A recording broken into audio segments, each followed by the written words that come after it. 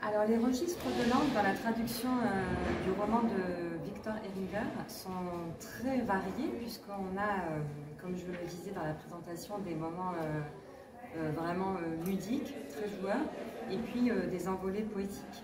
Peut-être ce qui était le plus difficile dans cette traduction, c'était de rendre l'inventivité lexicale de l'auteur, qui passe donc par des mots valises, par des onomatopées, par des néologismes, par des montages en fait syntaxiques.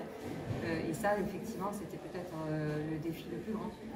Comment on vit les émotions d'un texte en tant que traducteur? Je trouve que c'est une question très pertinente.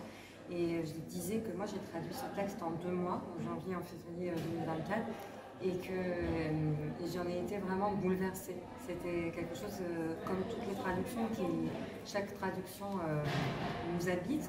Et c'est vrai, là, au vu de la brutalité, de la tristesse, du désespoir de ce texte-là, heureusement que ça n'a pas duré plus que 2 mois, parce que c'était effectivement très intense. Et puis, sans oublier le fait que j'ai quand même traduit un auteur qui est né après moi et qui est mort avant moi. Donc ça, c'était aussi très très perturbant. Donc non seulement je ne pouvais pas lui poser de questions, mais au-delà de ça, c'est impossible de lire ce texte sans cette donnée biographique, puisqu'il y a des références finalement. Il anticipe sa propre mort. À un moment donné, il dit beaucoup de gens meurent à Rio de Janeiro. Et je crois qu'il parle du suicide aussi. Si j'ai déjà pensé à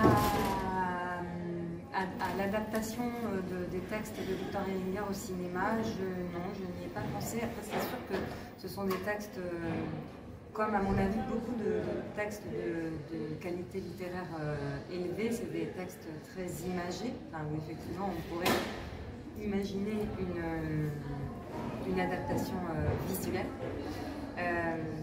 mais j'ai pas pour ces textes-là, je n'ai pas imaginé. Non.